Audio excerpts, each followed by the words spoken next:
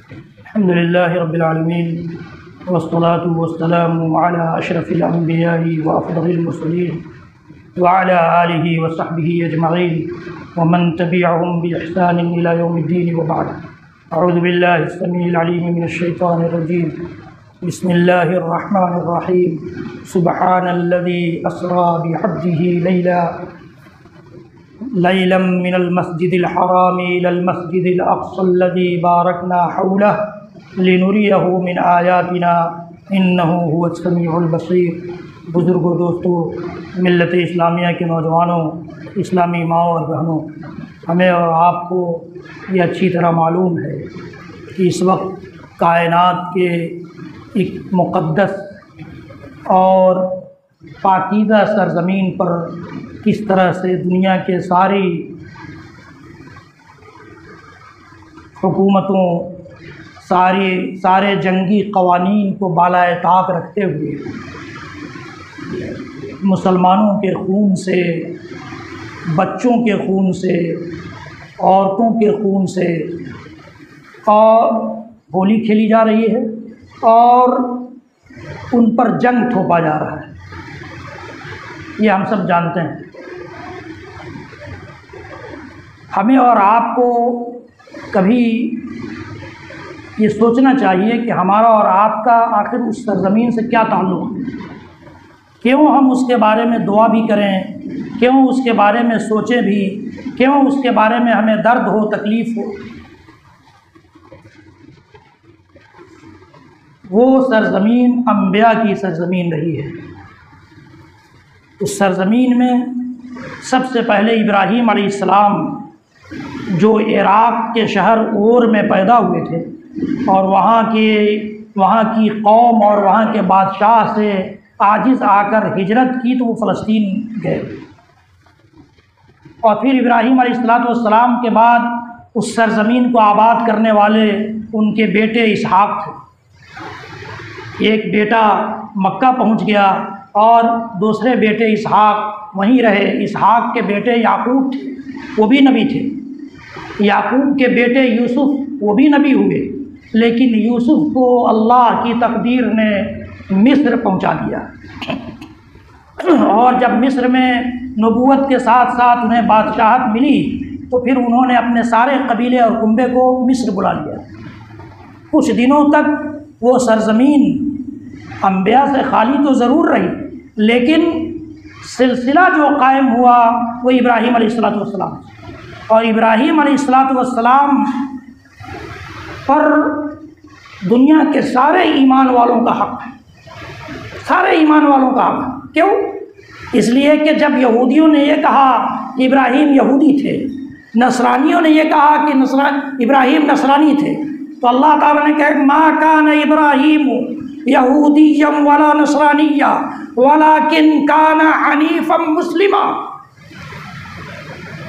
ابراہیم نہ تو یہودی تھے نہ نصرانی تھے، وہ سارے ادیان سے، سارے مذاہب سے، سارے دھرموں سے کٹ کر صرف ایک اللہ کے تھے اور ایک اللہ کے تابعدار تھے، مسلم تھے۔ لہذا سارے مسلمانوں کا حق ابراہیم علیہ السلام ہے۔ جو بھی اسلام کو ماننے والا ہوگا، اسلام کی تعلیمات کو ماننے والا ہوگا، اسلام سے مطلب یہ ہرگز نہیں ہے کہ وہ اسلام جو حضرت رسول اکرم صلی اللہ تعالی وسلم لے کر آئے، ان سے پہلے بھی سارے انبیاء اور رسولوں کا دین اسلام ہی تھا۔ اسلام کے معنی اصل میں یہی ہوتا ہے کہ ایک اللہ کی پرستش اور ایک اللہ جس کو اتباع اور پیروی کے لیے نبی یا رسول بنا کر بھیجے، اس کی پیروی، یہی اسلام کا معنی ہوتا ہے۔ اشہد ان لا الہ الا اللہ واشہد ان محمد عبدہ ورسولہ، اسی پر قائم ہے اسلام، اسی پر قائم ہے کہ ایک اللہ کی وحدانیت کی گواہی دی جائے اور رسول کی رسالت کا کلمہ پڑھا جائے۔ ابراہیم علیہ السلام سے یہ سرزمین آباد ہوئی۔ پھر اس کے بعد حضرت موسیٰ علیہ السلام بنی اسرائیل کو فرعون سے نجات دلانے کے لیے پھر وہیں فلسطین آئے، لیکن بنی اسرائیل کی سرکشی، یہ بھی اپنے آپ کو بنی اسرائیل کہتے ہیں، جو آج ننگا ناچ رہے ہیں، یہ بھی اپنے آپ کو بنی اسرائیل کہتے ہیں۔ اسرائیل کے معنی اصل میں عربی زبان میں عبداللہ کے ہوتے ہیں، جو یعقوب علیہ السلام کا لقب تھا اسرائیل، یہ اپنے آپ کو بنی اسرائیل کہتے ہیں، یعنی یعقوب کی اولاد۔ اور یعقوب نے اپنی موت کے وقت اپنے بیٹوں کو جمع کر کے کہا تھا، یا بنی ما تعبدون من بعدی، اے میرے بیٹو، اے میری اولاد، تم میرے بعد کس کی عبادت کرو گے؟ تو بیٹوں نے جو وہاں جمع تھے سب نے کہا تھا، نعبد الہک الہ واحدہ، ہم آپ کے معبود جو تنہا ایک معبود ہے اس کی عبادت کریں۔ تو جو ایک معبود کو نہ مانے وہ یعقوب کی اولاد کیسے ہو سکتی ہے؟ وہ یعقوب کی اولاد نہیں ہو سکتی، یہ جھوٹے ہیں، دغاباز ہیں، فریبی ہیں۔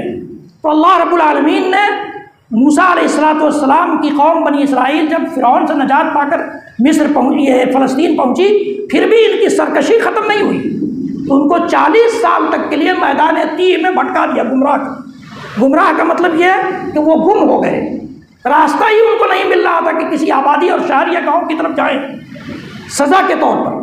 اللہ رب العالمین نے موسیٰ علیہ السلام جب لے کر اپنی قوم کو وہاں پہنچے تو یہی کہا تھا کہ ادخلوا الارض المقدسہ، اس مقدس سرزمین میں داخل ہو جاؤ، مقدس سرزمین میں داخل ہو جاؤ۔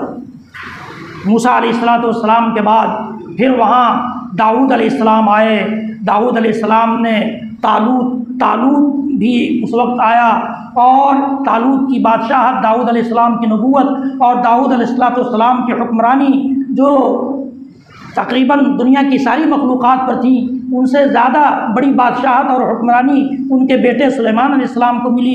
اور پھر سلیمان علیہ السلام کے بعد عیسیٰ علیہ السلام بھی وہاں تشریف لائے، جہاں حضرت زکریا، یحییٰ، یہ سارے انبیاء اسی سرزمین میں رہے۔ یہ جو آج دعویٰ کر رہے ہیں کہ یہ ہماری سرزمین ہے، انہوں نے تو انبیاء کو قتل کیا ہے اسی سرزمین پر، یہ انبیاء کے قاتل رہے ہیں، شروع سے انبیاء کے گستاخ رہے ہیں، یہاں تک کہ نبی اکرم صلی اللہ تعالیٰ علیہ وسلم پر بھی کئی بار انہوں نے جان لیوا حملہ کیا مدینہ میں رہتے ہوئے، جس کے نتیجے میں ان کے ایک قبیلے کو اللہ کے فیصلے کے مطابق پورا کا پورا قتل کر دیا گیا، اور 2 قبیلوں کو مدینہ سے باہر باہر کیا گیا۔ تو یہ ہمیشہ سے سازشی، فریبی، دغاباز قوم رہی ہے۔ اللہ تعالیٰ نے قرآن پاک میں یہ سب نام دیے ہیں، آپ یہ مت سمجھیے گا کہ میں اپنی زبان سے ان کو برا کہہ رہا ہوں، قرآن نے یہ کہا ہے، قرآن نے کہا ہے۔ اللہ رب العالمین نے یہ سرزمین جو ہمیں، اس لیے ہمارا اور آپ کا تعلق اس سرزمین سے بہت مضبوط ہے، اس سے زیادہ مضبوط اس رشتے سے بھی ہوتا ہے کہ اللہ رب العالمین نے فرمایا بڑی پاکیزہ ہے وہ ذات، سبحان الذی اسری بعبدہ لیلا، جو رات کے کچھ حصوں میں، رات کے چند لمحوں میں اپنے بندے محمد رسول اللہ صلی اللہ تعالی علیہ وسلم کو من المسجد الحرام الی المسجد الاقصی، مسجد حرام سے مسجد اقصی لے گئے۔ نبی اکرم صلی اللہ علیہ وسلم کے اسراء کا سفر مسجد حرام سے شروع ہوا۔ اسراء کہا جاتا ہے رات کے وقت چلانے کو، تو اسراء یہ زمینی سفر جو براق کے ذریعے ہوا اس کو اسراء کہا جاتا ہے، اور وہاں سے جب آسمانی سفر شروع ہوا اس کو معراج کہا جاتا ہے۔ دونوں ایک ساتھ استعمال ہوتا ہے، معراج کے معنی ہوتا ہے چڑھنا، تو اسراء اور معراج دونوں ایک ساتھ استعمال ہوتا ہے۔ تو یہ اسراء تھا، اور پھر فلسطین سے مسجد اقصی سے جب آسمانی سفر شروع ہوا تو وہ معراج کے نام سے جانا گیا۔ تو اللہ تعالیٰ کہتا ہے کہ بڑی پاکیزہ ہے وہ ذات جس نے اپنے بندے کو رات کے چند لمحوں میں مسجد حرام سے مسجد اقصی پہنچا دیا۔ وہ مسجد اقصی، وہ خود کہتا ہے وہ مسجد اقصی الذی بارکنا حولہ، جس کے ارد گرد کی ساری سرزمین کو ہم نے مبارک اور بابرکت بنایا۔ لنریہ من آیاتنا، کس لیے لے گیا تھا وہ پھر اللہ رب العالمین نے بتایا، تاکہ ہم اپنی نشانیاں اسے دکھائیں، اس بندے کو دکھائیں۔ ہم لوگ کہتے ہیں کہ سب کچھ جانتے تھے، اللہ کہتا ہے کہ ہم دکھانے کے لیے لے گئے تھے۔ لنریہ من آیاتنا انہ هو السمیع البصیر، یقیناً اللہ سننے والا بھی ہے اور دیکھنے والا بھی۔ تو فلسطین سے ہمارا اس وجہ سے بھی تعلق، فلسطین سے اس وجہ سے بھی تعلق ہے کہ اللہ کے نبی صلی اللہ علیہ وسلم جب مکہ سے مدینہ ہجرت کر کے آئے اور باضابطہ جماعت کے ساتھ نماز کی ادائیگی کا حکم نازل ہوا، تو تقریباً 17-18 مہینوں تک اسی بیت المقدس کو قبلہ بنا کر نماز پڑھنے کا حکم ہوا۔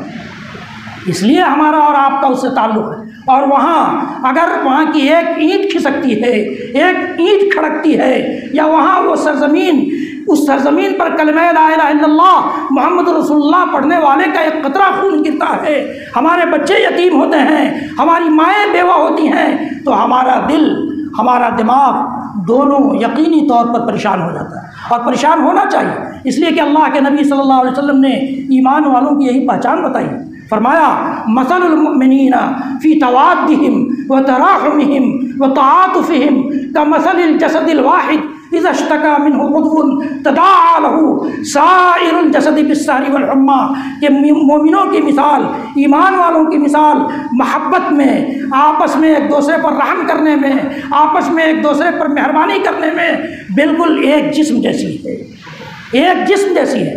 دنیا کے کسی گوشے میں اشہد ان لا الہ الا اللہ اشہد ان محمد عبدہ و رسولہ پڑھنے والا کوئی انسان اگر سانس لے رہا ہے تو وہ ہمارا بھائی ہے، وہ ہمارا بھائی ہے۔ اللہ تعالیٰ کہتا ہے، اللہ کے نبی صلی اللہ علیہ وسلم فرماتے ہیں کہ اس کے لیے مہربانی، اس کے لیے رحم و کرم، اس کے لیے محبت تمہارا ایمانی تقاضا ہے، تمہارے ایمان کا تقاضا ہے، اور وہ ہمارے جسم کے ایک پارٹ کی طرح سے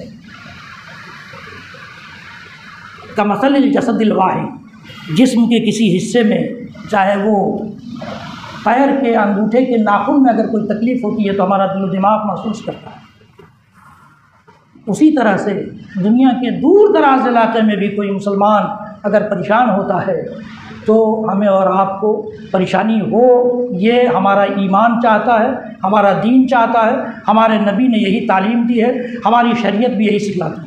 اللہ رب العالمین انشاءاللہ فلسطین کی اور تاریخ میں آئندہ کے دوسرے خطبوں میں بیان کروں گا۔ پہلے اسرائیل کا تذکرہ کیا، میں نے آپ کو بتایا تھا کہ ابراہیم علیہ السلام سے اس کی تاریخ شروع ہوتی ہے، اور ابراہیم علیہ السلام کے بعد اسحاق، اور اسحاق کے بعد یعقوب علیہ السلام، اور پھر یعقوب علیہ السلام کے فرزند یوسف مصر ٹرانسفر ہو جاتے ہیں اور ان کی ساری فیملی وہاں چلی جاتی ہے۔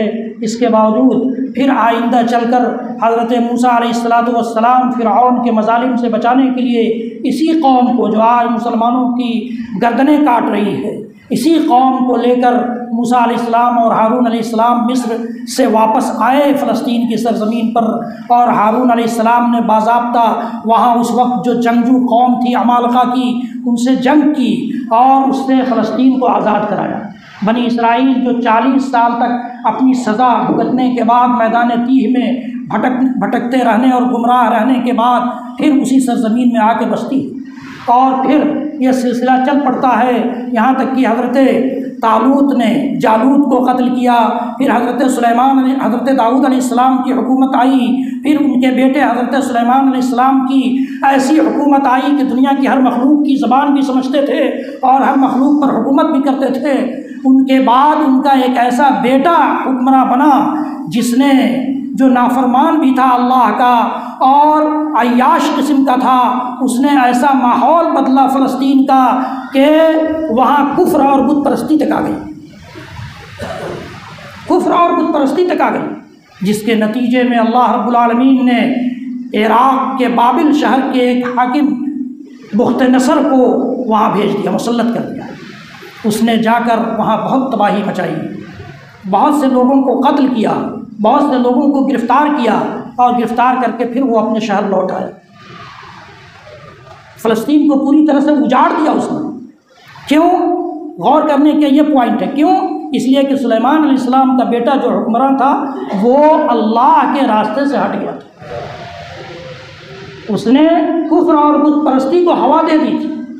جب ایسا موقع ہے، آپ سنیں گے پوری تاریخ میں جب باری باری جمعوں میں بیان کروں گا تو آپ کو یہ ضرور دھیان دلاؤں گا کہ دیکھیے کس وجہ سے وہاں تباہی مچی، کس وجہ سے اس وقت جو تباہی مچی ان دنوں کس وجہ سے مچی۔ سلیمان علیہ السلام کے بیٹے کی اس کے ان کرتوتوں کی وجہ سے اللہ تعالیٰ نے ایک ظالم حکمراں کو بھیجا اور پورا فلسطین برباد ہو گیا۔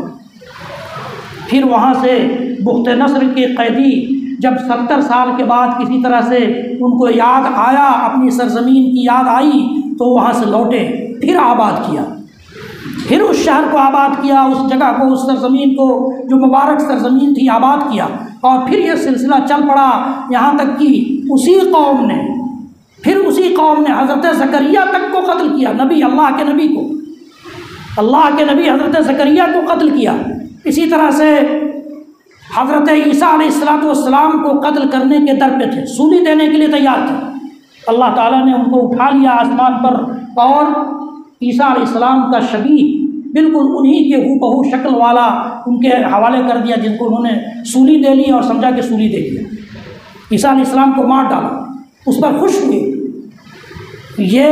جب یہ ماحول بنا تو اللہ تعالیٰ نے رومیوں کو مسلط کیا، تو رومیوں کو مسلط کیا۔ عیسیٰ علیہ السلام کی پیدائش کے 70 سال کے بعد، یعنی 70 عیسوی میں رومی آئے اور اس کا حاکم تھا ٹیٹس، یہ آیا، اس نے 1,33,000 یہودیوں کو قتل کیا، 67,000 کو غلام بنا کر لے گئے اور ان کو سرکسوں میں نشانہ بنانے کے لیے استعمال کرتے تھے، سرکسوں میں نشانہ بنانے کے لیے، کچھ کو جانوروں درندوں کے سامنے ڈال دیا کہ یہ کھا جائیں، عورتوں کو قیدی بنا کر کے رکھا۔ رومیوں نے جب ان پر یہ اتنا بڑا ظلم کیا اور اس کے بعد تقریباً 1750 سال، 1750 سال تک یہی سلسلہ چلتا رہا، 1750 سال رومیوں کا اور عیسائیوں کا قبضہ رہا۔ اللہ کے نبی صلی اللہ علیہ وسلم کی بعثت ہوئی اور اللہ کے نبی صلی اللہ علیہ وسلم کی بعثت کے تقریباً 10 سال کے بعد معراج اور اسراء کا واقعہ پیش آیا۔ اس وقت بھی فلسطین اور مسجد اقصیٰ اسلامی حکومت کے ہاتھ میں نہیں تھی، فلسطین کی سرزمین اسلامی حکومت کے ہاتھ میں نہیں تھی، اور بعد میں چل کر حضرت عمر رضی اللہ تعالیٰ عنہ کے دور میں ابو عبیدہ بن جراح رضی اللہ تعالیٰ عنہ جب ملک شام، جو اس وقت سب ایک ہی تھا، چاہے وہ شام ہو، فلسطین ہو، اردن ہو، یہ تینوں کی سرزمین اس وقت فلسطین کہلاتی تھی اور انبیاء کی مقدس سرزمین کہی جاتی تھی۔ یہ جب ابو عبیدہ بن جراح نے شام کو فتح کر لیا اور مسجد اقصیٰ کا محاصرہ کر لیا، گھیراؤ کر لیا، تو اس وقت وہاں کا جو پوپ تھا اس نے کہا کہ ہم اس کی چابی تمہارے حوالے نہیں کر سکتے، تمہارا جو خلیفہ ہے، امیر المومنین ہے، اس کو بلاؤ، اس کے حوالے ہم اس کی چابی کریں گے۔ تو یہ تقریباً 638 عیسوی کا واقعہ ہے، حضرت عمر بن خطاب رضی اللہ تعالیٰ عنہ کے دور کا، یعنی اللہ کے نبی صلی اللہ علیہ وسلم کی وفات کے تقریباً 8-10 سال کے بعد حضرت عمر بن خطاب رضی اللہ تعالیٰ عنہ کو خبر آئی اور وہ چل پڑے، ستو کی تھیلی اور ایک اونٹ، سواری 2، ایک غلام اور ایک خود، کوئی باڈی گارڈ نہیں، امیر المومنین تھے، خلیفہ وقت ہے، وہ بھی ایسے امیر المومنین جن کے دور میں پوری سرزمین اس علاقے کی فتح ہوئی تھی، دشمن بہت سارے تھے، لیکن اللہ پر ایمان ایسا تھا کہ چل پڑے اور گئے، باری لگا لی۔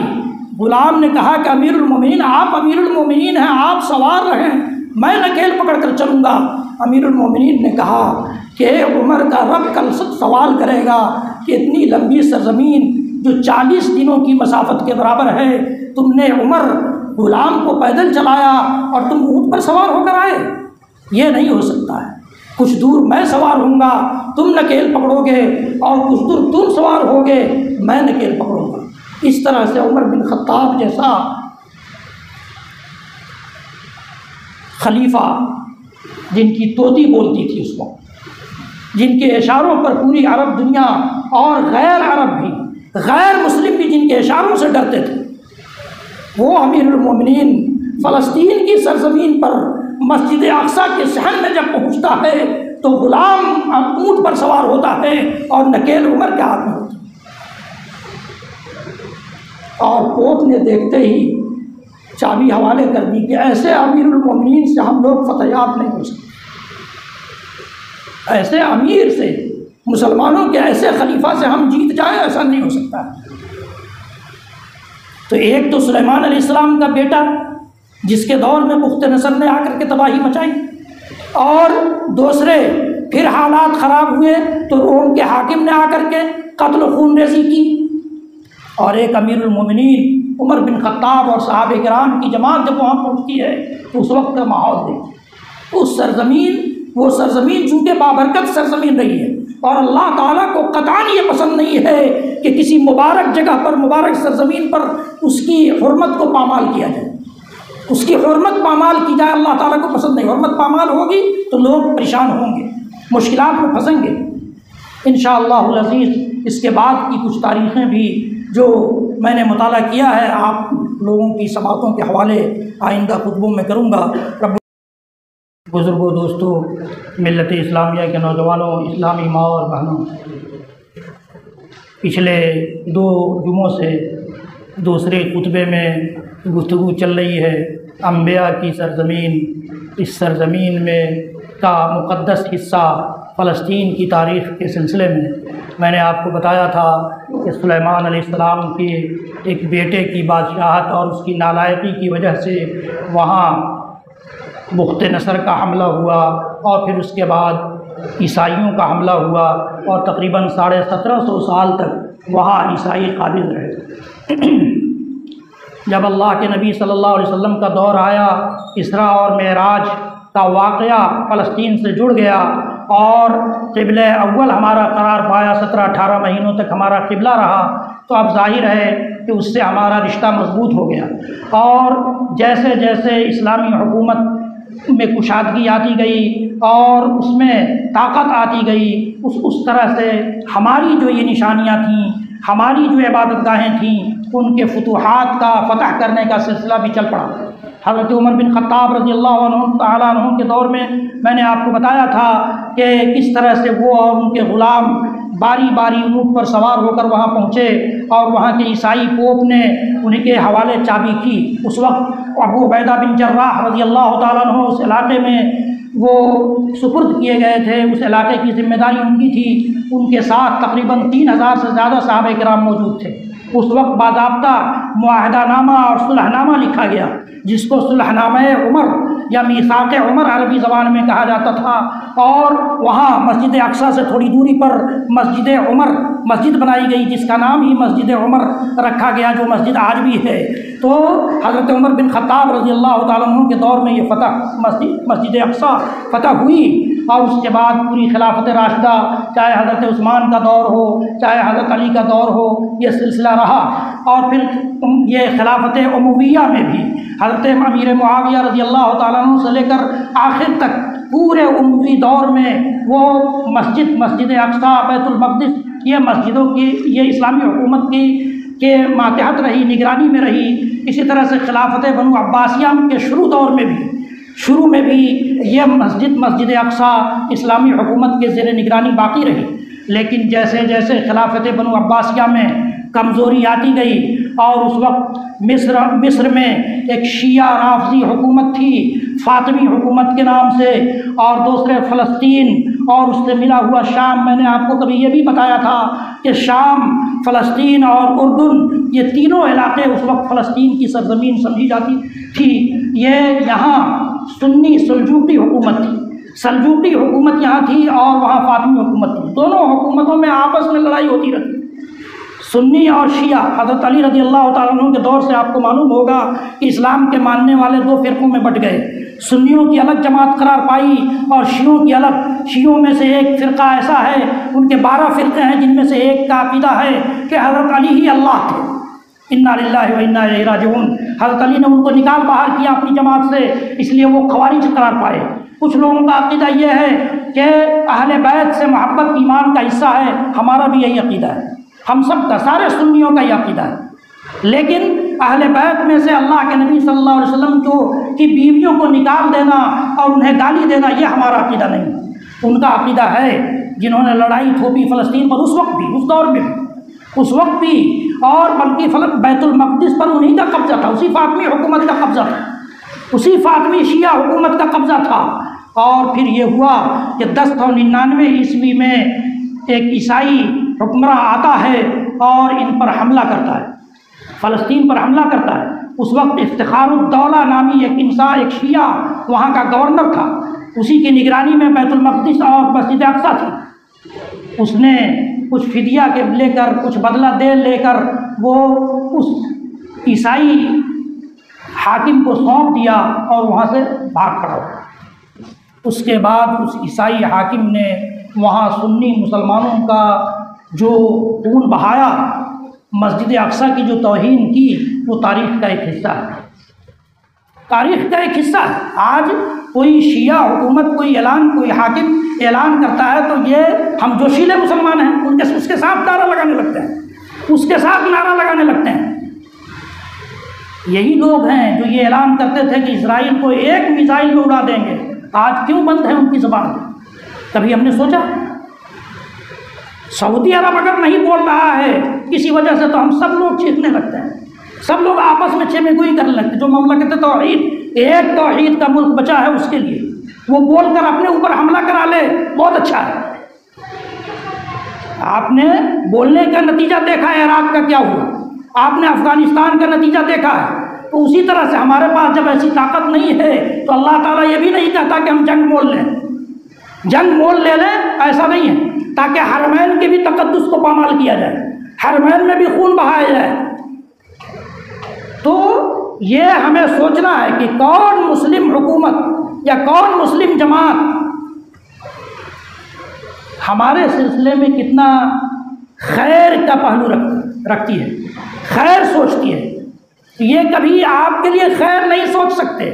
آپ کو معلوم ہے کہ سیریا میں کیا ہوا، ان کو کس نے قتل کیا، وہاں کون حاکم ہے؟ کئی لوگ ہیں، اور سیریا کی تاریخ رہی، اس کا باپ تھا تو وہ بھی یہی کرتا تھا، اس علاقوں کو، ان علاقوں پر خصوصی طور پر حملہ کرواتا تھا جہاں بڑے بڑے سنی علماء رہے۔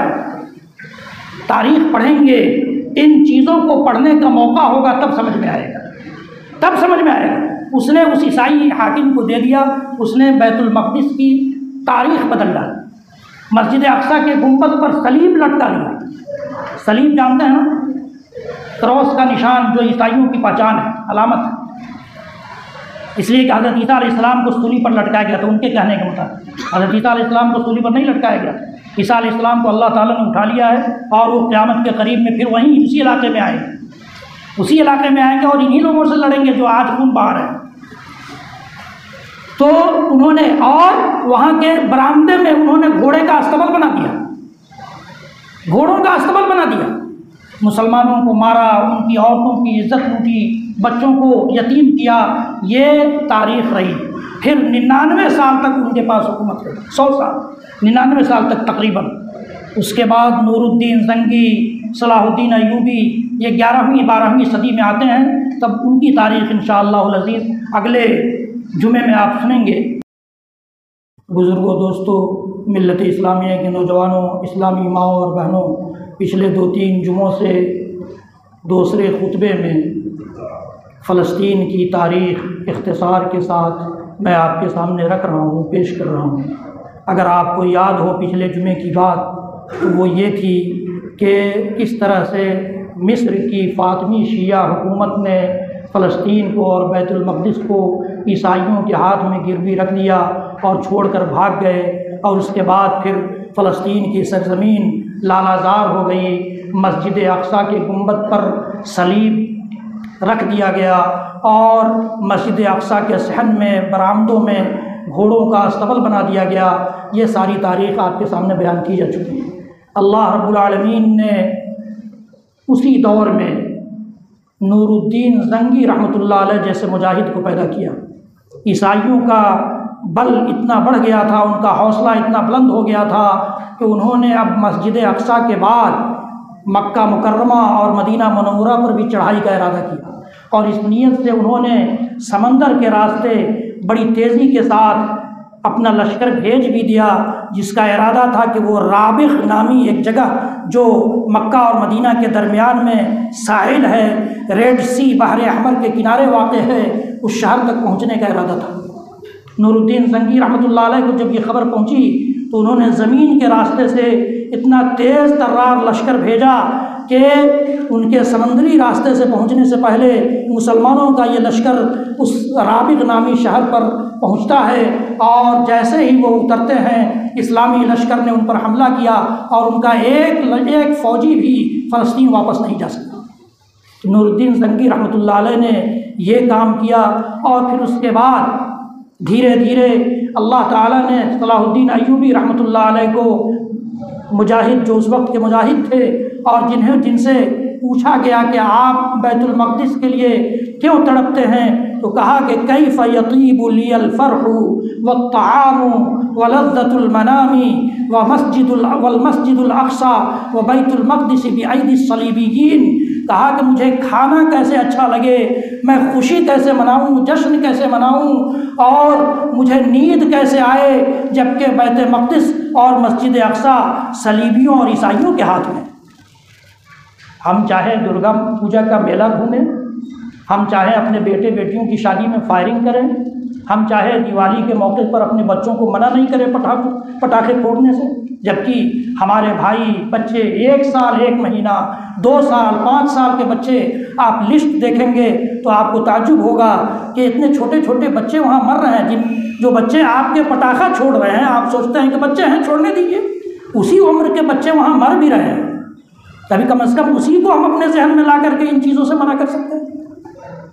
صلاح الدین ایوبی رحمۃ اللہ علیہ نے کہا کہ کیف یطیب لی الفرح والطعام، مجھے خوشی کیسے ہو سکتی ہے، میں کھانا کیسے کھا سکتا ہوں، میں سو کیسے سکتا ہوں جبکہ بیت المقدس صلیبیوں کے ہاتھ میں۔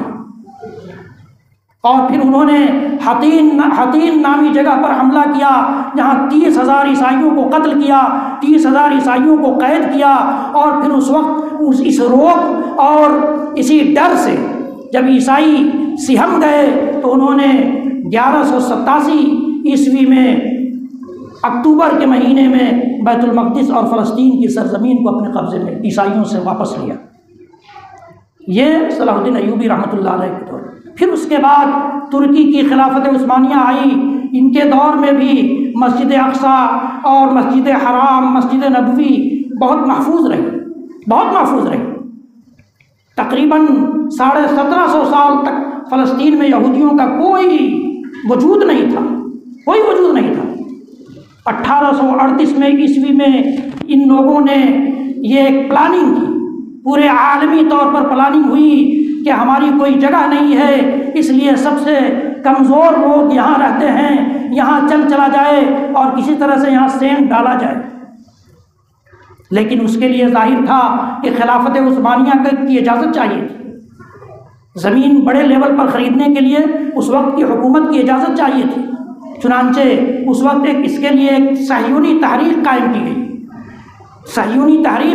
گئی، 1897 میں، اور اس کا پریزیڈنٹ، اس کا چیئرمین آ کر اس وقت کے جو سلطان تھے، بادشاہ تھے ترکی سلطنت کے، عبدالحمید ثانی، ان سے گفتگو کرنا شروع کیا، اور عبدالحمید ثانی نے ان سے جو ڈائلاگ کیا، جو گفتگو کی، جو مذاکرات ہوئے، وہ انشاءاللہ العزیز آئندہ خطبے میں وہ عربی ٹیکسٹ کے ساتھ آپ کو بتاؤں گا کہ کس طرح سے عبدالحمید ثانی رحمۃ اللہ علیہ نے ان کا جواب دیا، اور اس کے نتیجے میں ان کے جوابوں کے نتیجے میں یہودیوں نے کیا کھیل کھیلا اور کس طرح سے ان کی سلطنت بھی ختم ہو گئی۔ ان کو معلوم بھی تھا کہ ہماری سلطنت ختم ہو جائے گی اگر ہم ان کی بات نہ مانیں، ان سے سودا نہ کر لیں، لیکن انہوں نے سودا نہیں کیا امت کا، انہوں نے سودا نہیں کیا امت کی اس سرزمین کا، انہوں نے سودا نہیں کیا انبیاء کی اس مقدس سرزمین کا، اور جو باتیں ہوئیں وہ انشاءاللہ العزیز اگلے خطبے میں۔ حضرات گرامی، کئی ہفتوں سے دوسرے خطبے میں آپ فلسطین جو اللہ نے انبیاء کی سرزمین بنائی ہے، فلسطین جسے اللہ نے مبارک زمین قرار دیا ہے، فلسطین جس سے امت محمدیہ کا رشتہ محمد عربی صلی اللہ تعالیٰ علیہ وسلم کے سفر معراج کے ذریعے جوڑ دیا گیا ہے، فلسطین کی سرزمین اور وہ مسجد اقصی جسے اللہ رب العالمین نے امت محمدیہ کو قبلہ اول کے طور پر نوازا تھا، جس سے وہ اس کے موضوع پر گفتگو چل رہی ہے۔ اور آپ کو میں نے بتایا تھا کہ 1897 عیسوی میں صہیونیوں کی، زیونزم جس کو انگلش والے کہتے ہیں، جو یہودیوں کا نہایت ہی کٹر اور بنیاد پرست طبقہ ہے، ایک جماعت ہے، جس کے سلسلے میں اللہ رب العالمین نے فرمایا کہ لَتَجِدَنَّ أَشَدَّ النَّاسِ عَدَاوَةً لِلَّذِينَ آمَنُوا الْيَهُودُ وَالَّذِينَ أَشْرَكُوا، تم ضرور سارے انسانوں میں سب سے زیادہ سخت دشمن ایمان والوں کے یہودیوں کو پاؤ گے اور مشرکوں کو پاؤ گے۔ آج ہم دیکھ رہے ہیں یہودی اور پوری دنیا کے مشرک ایک ساتھ ملے ہوئے ہیں۔ تو وہ طبقہ ہے صہیونیوں کا۔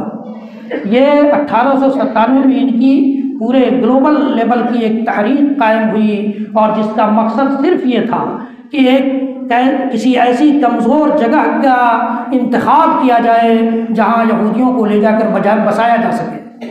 اور اس طرح سے انہوں نے فلسطین کی سرزمین کو انہوں نے دیکھا کہ یہاں کی حکومت کمزور پڑ رہی ہے، جو اس وقت عثمانی حکومت چل رہی تھی، اور اس کمزور حکومت کو خریدنا بڑا آسان ہے، ان سے سودا کرنا بڑا آسان ہے۔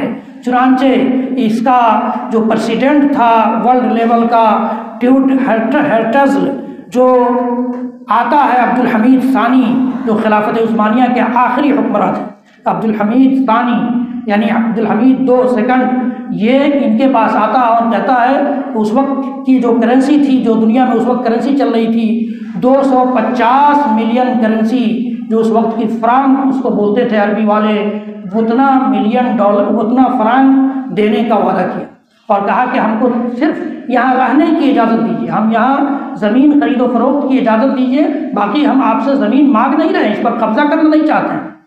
لیکن اس وقت کے بھی حکمراں جو قائد تھے، جن کے دل میں امت کا درد تھا، آج کے قائد تو امت کا سودا کر دیتے ہیں، مسجد کے ممبر و محراب سے سودا ہو جاتا ہے، ہمیں آپ کو احساس ہو نہ ہو لیکن اعلان ہو جاتا ہے کہ فلاں پارٹی کو ووٹ دینا ہے۔ کیوں؟ یہ سودا ہوتا ہے، سودا ہوتا ہے۔ تو عبدالحمید ثانی کے پاس 250 فرانک کا آفر لے کر کے وہ آیا، تو عبدالحمید ثانی نے کیا کہا تھا وہ جملے میں نوٹ کر کے لایا ہوں، واللہ لقبضۃ تراب قدس احب الی مما ترغبون من الی۔ تم 250 ملین کی جو ہمیں کا آفر جو دے رہے ہو، میرے نزدیک اس مقدس سرزمین کی ایک مٹھی مٹی اس سے زیادہ محبوب ہے۔ 250 ملین فرانک کے مقابلے میں اس مقدس سرزمین کی ایک مٹھی مٹی زیادہ محبوب ہے، یہ لالچ نہیں چل سکتا میرے نزدیک، اس آفر کو میں اسے نہیں مان سکتا۔ پھر فرمایا ان ارض فلسطین حصل آباؤنا بالدماء، اس فلسطین کی سرزمین کو ہمارے آباء و اجداد نے خون دے کر کے سینچا ہے، قربانیوں کے ذریعے حاصل کیا ہے، لہذا ولا یحصل منی بالفلوس، ہم سے کوئی اس کو فلوس سے، پیسوں سے خریدنا چاہے تو ممکن نہیں ہے۔ ہم نے قربانی دے کر کے یہ زمین لی ہے، حاصل کی ہے، تم پیسوں سے آئے ہو اسے خریدنے، یہ ممکن نہیں ہے۔ کہا کہ ما دمت حیا، جب تک میں زندہ ہوں ممکن نہیں ہے۔ فإذا مت لعلكم تحصلونه مجانا، اور اگر میں مر گیا، جب میں مر جاؤں گا تو ہو سکتا ہے تم فری میں حاصل کر لو، لیکن جب تک میں زندہ ہوں ممکن نہیں ہے کہ تم اس سرزمین پر پہنچ سکو۔ اس کے بعد پھر فرمایا وَمُسْتَحِيلٌ أَنْ أَبِيعَ فَلَسْطِينَ وَلَوْ شِبْرًا مِنْهَا، یہ محال ہے کہ میں ایک بالشت زمین بھی فلسطین کی بیچ دوں، یہ نہیں ہو سکتا۔ امت نے مجھے امانت دی ہے یہ حکومت، میں اس کو بیچ نہیں سکتا۔ ارض فلسطین لیست ارضی، یہ فلسطین کی زمین میری زمین نہیں ہے، انہا ارض الامہ، یہ امت کی زمین ہے، امت کی زمین ہے، لہذا میں کون ہوتا ہوں سودا کرنے والا۔ فَلْيَحْتَفِظِ الْيَهُودُ بِمَلَائِنِهِمْ، یہودی اپنے ملینوں کو، اپنے ملیارات کو یہ اپنے پاس رکھیں۔ وَإِنَّهُمْ يَسْتَطِيعُونَ الْإِسْتِيلَاءَ عَلَى فَلَسْطِينَ وَبِدُونِ مُقَابَلٍ فِي حَالَةٍ وَاحِدَةٍ فَقَط وَهِيَ انْهِيَارُ الدَّوْلَةِ الْعُثْمَانِيَّةِ، عثمانی اسٹیٹ ختم ہو جائے گا، زوال پذیر ہو جائے گا، تب تو ممکن ہے، ایک ہی حالت ہے، ایک ہی آپشن ہے ان کے پاس کہ اس وقت یہ فلسطین کی زمین کو حاصل کر سکیں، ورنہ ممکن نہیں ہے۔ میں یہ کہہ دے رہا ہوں یہ ممکن نہیں ہے، یہ سب اس کے سامنے بات ہو رہی ہے۔ جو ورلڈ گلوبل لیول کا جو پریسیڈنٹ تھا عالمی صہیونی تحریک کا، اس کے سامنے وَالصَّهْيُونِيُّونَ يُرِيدُونَ إِنشَاءَ حُکُومَةٍ لَهُمْ، کہا ان کے سامنے کہ یہ صہیونی کیا چاہتے ہیں کہ یہاں فلسطین میں آ کر اپنی حکومت بنا لیں، انشاء حکومت لہم وانتخاب ممثلین لہم، اپنے نمائندوں کو یہاں کے اسمبلی میں، پارلیمنٹ میں پہنچانا چاہتے ہیں۔ وَإِنِّي أَفْهَمُ جَيِّدًا مَعْنَى تَصَوُّرَاتِهِمُ الطَّامِعَةِ، میں ان کی لالچ کو اچھی طرح سمجھتا ہوں کہا کہ میں ان کی لالچ کو اچھی طرح سمجھتا ہوں. انہوں نے کیا سمجھ رکھا ہے کہ یہ اپنی سادگی دکھا کر کے، اپنا بھولاپن دکھا کر کے وَإِنَّهُمْ لَسُجَّدٌ إِذَا تَصَوَّرُوا أَنِّي سَأَقْبَلُ مُحَاوَلَاتِهِمْ، کہ سادگی اور بھولاپن دکھا کر کے یہ اپنی بات ہم سے منوا لیں گے. يُرِيدُونَ أَرْضًا لِإِخْوَانِهِ فِي دِينِهِ، یہ کانسیپٹ لے کر کے آئے ہیں، خیال لے کر آئے ہیں کہ یہ زمین اپنے دینی یہودی بھائیوں کے لیے حاصل کرنا چاہتے ہیں. کہا کہ نہیں، لیکن الزکاۃ لیس کافیا لحل کل شیء، تم ذہین ہو گے اپنی جگہ پر، لیکن تمہاری ذہانت ہر مسئلے کا حل نہیں ہے، ہر مسئلے کا حل نہیں. یہاں تمہاری دال گلنے والی نہیں ہے. وَلِمَاذَا الْقُدُسُ، کہا کہ یہ فلسطین ہی کیوں، فلسطین ہی پر تمہاری نظر کیوں ہے؟ انہا ارضنا فی کل وقت و فی کل زمان، یہ ہماری زمین رہی ہے ہر وقت، ہر دور میں، ہر زمانے میں. وستبقى كذلك، اور ایسے ہی باقی رہے گی. فہی من مدن القدسیہ، یہ ہمارے مقدس شہروں میں سے ہے. وتقع فی ارض اسلامیہ، اسلامی سرزمین میں واقع ہے. لا بد ان القدس لنا، ان تظل القدس لنا، اور ہمیشہ انشاءاللہ یہ مقدس سرزمین ہماری حکومت میں رہے گی، ہمارے ہاتھ میں رہے گی. وَتَكُونُ قَدْ وَقَّعْنَا قَرَارًا بِالْمَوْتِ عَلَىٰ إِخْوَانِنَا فِي الدِّينِ يَقْصُدُ الْفَلَسْطِينِيِّينَ، فلسطینی دینی بھائیوں کے لیے ہم نے موت کا ایگریمنٹ کر رکھا ہے. جب تک ہماری موت نہیں آئے گی اس مقدس سرزمین کی ایک بالشت بھی کوئی نہیں لے سکتا ہے. چنانچہ اذا لم تتوقف عملیت توطین الیہود فی فلسطین و مہاجرتہم الیہا، جب تک یہ یہودی کالونیوں کے بسنے کا یہاں نظام چلتا رہے گا تب تک ہم ان سے لڑتے رہیں گے، ان کا جواب دیتے رہیں گے، اور ان کی ہجرت جب تک یہاں ہوتی رہے گی تب تک کے لیے ہم نے اپنے فلسطینی بھائیوں سے موت پر دستخط کیا ہے، موت پر قرار بنایا ہے، ایگریمنٹ کیا ہے. آپ کو معلوم ہونا چاہیے کہ اس عبدالحمید ثانی کے اس جواب کے کچھ ہی سالوں کے بعد 1909 عیسوی میں محمود شوکت پاشا اور مصطفیٰ کمال پاشا کے ذریعے ان کا تختہ پلٹ دیا گیا، ان کا تختہ پلٹ دیا گیا، اور اس کے بعد ان کے لیے معاملہ آسان ہو گیا. اس کے بعد ان کی جس طرح سے فاطمی حکومت، آپ کو یاد ہوگا فاطمی شیعی حکومت جو مصر کے علاقے میں تھی، جنہوں نے عیسائیوں کے حوالے کر دیا تھا بیت المقدس کو، اسی طرح سے ان کے ذریعے ان کا تختہ پلٹوا دیا گیا اور اس کے بعد اپنا مقصد حاصل کیا گیا. اس کے بعد کیا ہوا وہ انشاءاللہ العزیز اگلے خطبے میں اللہ. حضرات گرامی، پچھلے کئی جمعوں سے دوسرے خطبے میں آپ فلسطین کی تاریخ سنتے آ رہے ہیں. مسجد اقصیٰ پر کس طرح سے کبھی عیسائیوں کا کبھی مسلمانوں کا قبضہ رہا، اور کس طرح سے کن کمزوریوں کی بنیاد پر مسجد اقصیٰ یا فلسطین کی انبیاء کی وہ سرزمین ہم سے چھنتی رہی. یہ ساری باتیں آپ نے سنی ہیں. آج بھی چند باتیں اسی سے متعلق. آپ نے پچھلے جمعے میں یہ سنا تھا کہ عبدالحمید ثانی، عبدالحمید سیکنڈ سے عالمی صہیونی تحریک کے صدر نے آ کر گفتگو کی، اور وہ پوری گفتگو عربی ٹیکسٹ کے ساتھ میں نے آپ کے سامنے رکھی، جس کا لب لباب یہ تھا کہ یہ فلسطین کی سرزمین یہ امت کی سرزمین ہے. میں اس میں سے ایک بالشت بھی کسی بھی بدلے کے عوض، کسی بھی مالی مدد کے عوض تمہیں نہیں دے سکتا. فرمایا تھا کہ فلسطین کی ایک مٹھی مٹی، تمہارے یہ جو 250 فرانک اس وقت کی جو کرنسی تھی، یہ 250 ملیارڈ کروڑ فرانک جو تم ہمیں دے رہے ہو مدد، اس سے کہیں زیادہ محبوب ہے ایک مٹھی مٹی فلسطین کی. اس کے بعد میں نے آپ کو بتایا تھا کہ محمود پاشا، مصطفیٰ کمال پاشا کے حوالے فلسطین کر دیا گیا، اور پھر 1914 میں فرسٹ ورلڈ وار، پہلی جنگ عظیم چھڑ گئی، جس میں دنیا 2 حصوں میں بٹ گئی. اٹلی اور جرمنی اور ان کے حلیف ممالک ایک ساتھ، اور فرانس، روس، امریکہ، برطانیہ، انگلینڈ، یہ سب ایک ساتھ. اور پھر اس وقت سودا بازی ہوئی، اس وقت بھی سودا کیا انگریزوں نے. اس وقت کا جو شریف مکہ، اس وقت ٹائٹل ہوتا تھا مکہ کے حاکم کا شریف مکہ، جو اس وقت حکمراں تھا، اس سے سودا کیا انگریزوں نے کہ تم اگر میرا ساتھ دو گے اس جنگ عظیم میں، ہمارا ساتھ دو گے، ہمارے حلیفوں کا ساتھ دو گے، تو پورا جزیرہ عرب ہم تمہارے حوالے کر دیں گے، تم سب کے اکیلے حکمراں رہو گے، تمہاری فیملی اس پر حکمرانی کرے گی۔ اور پھر ادھر لارنس عربیہ ایک تحریک تھی جس نے وہاں کے عربوں کو ابھارا، جس کی وجہ سے پوری عرب کا شیرازہ بکھر گیا۔ ایک سودا یہ ہوا۔ دوسرا سودا یہودیوں نے کیا انہیں انگریزوں سے کہ مان لیجئے کہ ہم آپ کا ساتھ دیں اور آپ جیتتے ہیں، اگر اس جنگ میں آپ کو فتح ملتی ہے تو ہمیں اس کا کیا معاوضہ ملے گا؟ تو اس وقت باضابطہ یہ طے ہوا کہ ہم آپ کے لیے فلسطین کی سرزمین کھول دیں گے۔ یہ کون سودا کر رہا تھا؟ جن کی وہ زمین نہیں تھی، لیکن ان کو معلوم تھا کہ ہم جیتیں گے تو شریف مکہ کی فیملی اس عرب علاقے پر حکمراں بنے گی اور ہم ان کے ذریعے فلسطین کا دروازہ ان کے لیے کھول دیں گے۔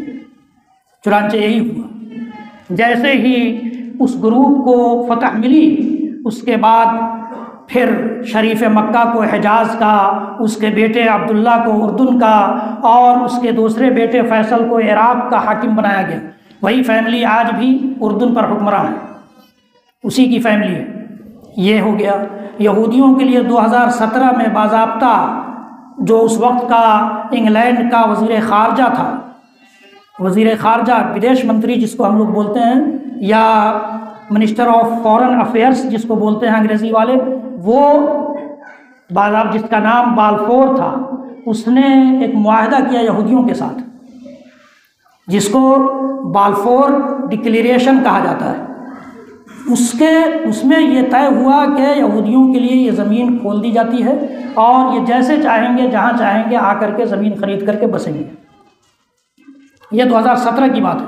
2018 میں جنگ عظیم ختم ہو گئی اور اس کے بعد باضابطہ فرانس کا جو حکمراں تھا اس نے آ کر صلاح الدین ایوبی رحمۃ اللہ علیہ کی قبر پر اپنا جوتا رکھتا ہے اور کہتا ہے کہ میں آخری صلیبی ہوں، جن صلیبیوں سے تو نے فلسطین کو آزاد کرایا تھا، میں ابھی آخری صلیبی زندہ ہوں جو آج تمہاری قبر پر جوتا پہن کر سوار ہوں۔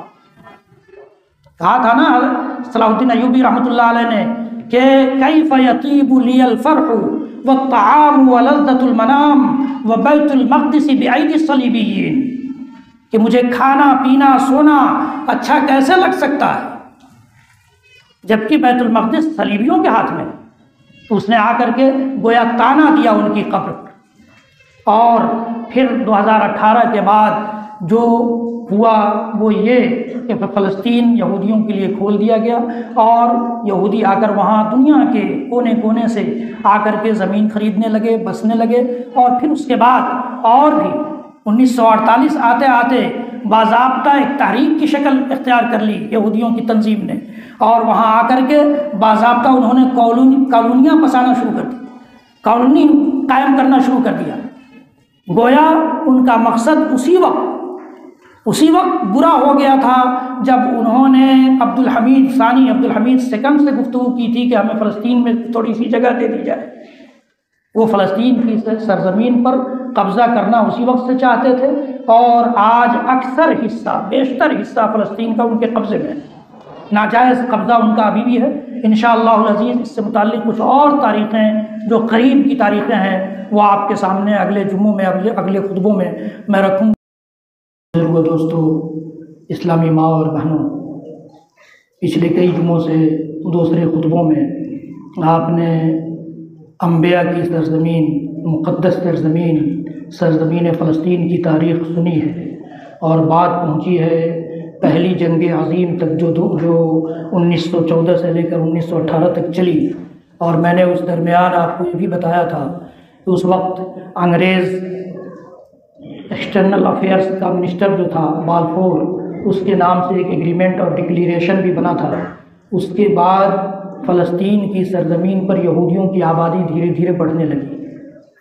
1917 میں یہ ایگریمنٹ ہوا تھا، 22 تک یہ تقریباً 22-24 ہزار یہودیوں کی تعداد بڑھ گئی۔ 1917 میں 56,000 یہودی رہتے تھے فلسطین کی سرزمین پر، اور 1922 آتے آتے 82-83 ہزار تک پہنچ گئے۔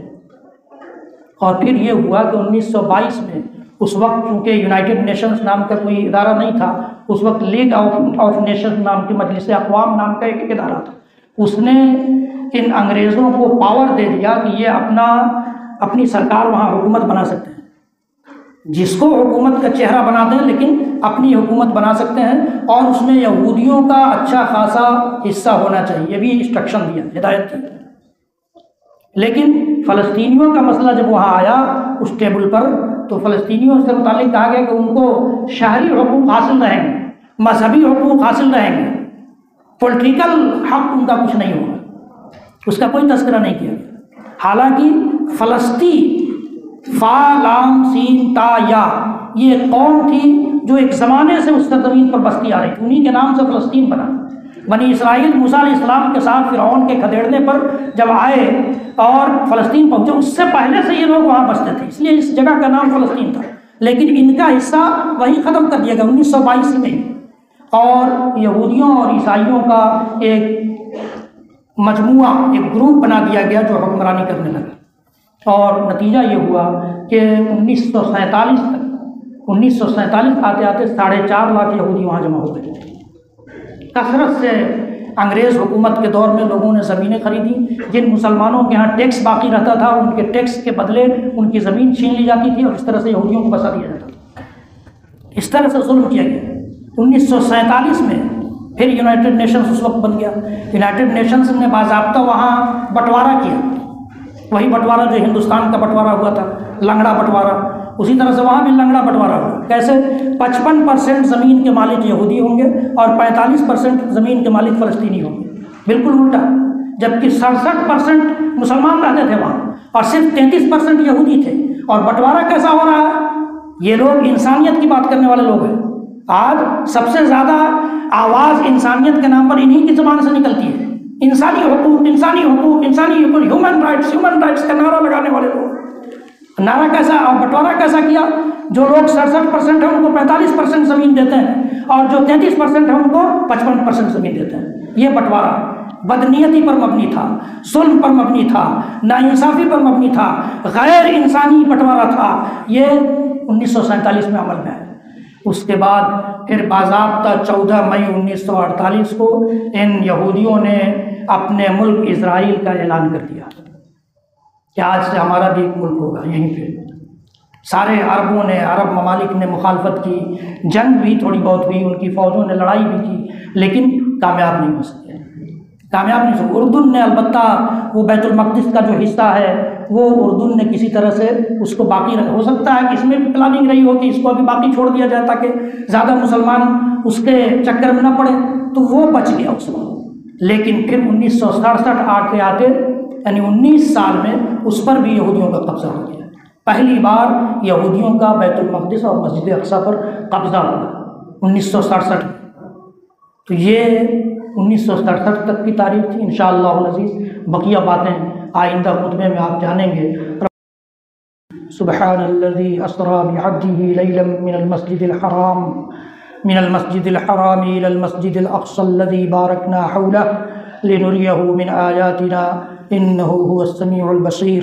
بڑی پاکیزہ ہے وہ ذات جس نے اپنے بندے کو رات کے کچھ حصے میں مسجد حرام سے مسجد اقصیٰ تک کی سیر کرائی، اور جس مسجد اقصیٰ کے ارد گرد ہم نے برکت رکھی ہے تاکہ ہم اس بندے کو اپنی نشانیاں دکھلا سکیں۔ یقیناً وہ سننے والا اور دیکھنے والا ہے۔ بزرگوں، دوستوں، اسلامی ماں اور بہنوں، کئی جمعوں سے جمعے کے دوسرے خطبے میں آپ مسجد اقصیٰ اور مسجد اقصیٰ جس سرزمین میں واقع ہے، فلسطین کی سرزمین سے متعلق پوری تاریخ سنتے آئے ہیں، اور کچھ نقطے آج جو وہاں ظالمانہ طور پر بسنے والی قوم یہودیوں نے برتے ہیں یا وہاں اختیار کیے ہیں، ان نقطوں سے متعلق کچھ گفتگو آج ہوگی۔ وہ آپ کو میں نے بتایا کہ 1967 میں تقریباً 4.5 لاکھ یہودی آ کر فلسطین کی سرزمین پر ناجائز طریقے سے بس گئے، بسنے کے لگے، رہنے لگے۔ پھر انہوں نے مسلمانوں اور اسلام کی نشانیوں کو مٹانے کی پلاننگ کی۔ جیسے بیت المقدس مسجد اقصیٰ جس شہر میں واقع ہے، اس مسجد کی، اس شہر کے تقریباً 20 مسجدوں کو انہوں نے ڈھا دیا، مٹا دیا، گرا دیا، اور اسی طرح سے پورے فلسطین کی سینکڑوں مسجدوں کو انہوں نے برباد کیا۔ ایک کام انہوں نے یہ کیا، اس لیے کہ مسجد اسلام اور مسلمانوں کی بہت بڑی علامت ہے۔ اللہ کے نبی صلی اللہ علیہ وسلم نے ایک حدیث میں بیان فرمایا کہ جب تم رات کے وقت کسی بستی پر حملہ کرنے جاؤ، جب یہ معلوم ہو جائے کہ یہ بستی والے ظالم ہیں اور وہاں حملہ کرنے جاؤ اور تمہیں گنبد نظر آ جائے مسجد کا، تو تم حملے سے باز رہو، اس لیے کہ وہاں مسلمان بھی ہیں۔ اتنی بڑی علامت ہے اسلام اور مسلمانوں کی مسجد۔ تو مسجدوں کو انہوں نے مٹایا اس لیے کہ ان کی آنے والی نسل یہ جان لے کہ فلسطین مسلمانوں کا نہیں ہے، ہمارا ہے، علامت ہی مٹا دیا۔ اسی طرح سے اس شہر میں واقع جو قبرستان تھے، ان قبرستانوں میں جو مسلمانوں کی علامتیں تھیں سب کو مٹانا شروع کیا، اور ہیبرو زبان میں، عبرانی زبان میں تختیاں اور کتبے لگانا شروع کیے۔ وہاں بہت ساری قبروں پر دعویٰ کیا کہ یہ ہمارے فلاں بزرگ کی قبر ہے، یہ فلاں بزرگ کی قبر ہے، وہاں باضابطہ عمارت بنا دی، مزار بنا دیے اور وہاں آنا جانا شروع کر دیا۔ اس کا مقصد بھی یہی تھا کہ آنے والی نسل سمجھے کہ ہمارے آباء و اجداد یہاں کئی نسل سے پشتہ پشت سے بس رہے ہیں، بسے ہوئے۔ تیسرا کام یہ کیا کہ جو زمین ان کو اچھی لگی اور سوچا کہ یہاں ہم کچھ پلاننگ کر سکتے ہیں، اس کے ذریعے کچھ فائدہ اٹھا سکتے ہیں، کالونی بسا سکتے ہیں یہودیوں کی، ان زمینوں پر قبضہ شروع کیا، مسلمانوں پر الزام لگا کر کے، مسلمانوں پر ٹیکس کے بہانے سے ان کی زمینوں کو قبضہ کرنا شروع کیا۔ باضابطہ مسجد اقصیٰ کے ارد گرد ایک محلہ تھا، حی المغاربہ کے نام سے جانا جاتا تھا، جو مراکش کے لوگوں نے، مغاربہ کہتے ہیں مراکش والوں کو عربی زبان میں، تو مراکش والوں نے وہ محلہ قائم کیا تھا، اور اس محلے کو قائم انہوں نے اپنے لیے نہیں کیا تھا، اس لیے کیا تھا کہ پوری دنیا سے جو مسلمان مسجد اقصیٰ کی زیارت کے لیے آئیں گے یہاں ٹھہریں گے، یا اسلام کی اور دین کی تعلیم حاصل کرنے کے لیے جو طلباء آئیں گے وہ یہاں ٹھہریں گے۔ ان میں 2-4 مسجدیں بھی تھیں اس محلے میں، پورے محلے کو غائب کر دیا، یہ کہہ کر کے کہ یہ ہمارے دیوارِ گریہ، یہ ویلنگ وال کہتے ہیں، یہ عربی والے حایۃ المبکہ کہتے ہیں، یہ اس کے پڑوس میں واقع ہے، اس لیے اس پر ہمارا حق ہے، کسی اور کا نہیں۔ اس پر 1967 میں یہ کام بھی انہوں نے کیا، جبکہ اس سے متعلق فلسطین کے مسلمانوں نے تحریک بھی چلائی اور ان کا مسئلہ مجلس اقوام میں، جو اس وقت یونائٹڈ نیشنز ہے، اس وقت یہ نیشنز لیگ کہلاتا تھا، اس میں بھی پہنچا، اور انہوں نے فیصلہ دیا 1930 میں کہ نہیں، اس پر مسلمانوں کا حق ہے، کسی اور کا نہیں ہے، لیکن 1967 میں اس پورے محلے کو مسمار کر کے یہودی کالونی بسا دی گئی۔ یہ کام یہودیوں نے فلسطین میں کیا صرف اس لیے کہ بعد میں آنے والی نسل یہ جانے کہ فلسطین کی پوری سرزمین پر صرف یہودیوں کا حق ہے، مسلمانوں کا حق نہیں۔ اللہ رب العالمین اس سرزمین کو ان ظالم نظروں سے اور ان ظالم قبضوں سے محفوظ کر دے۔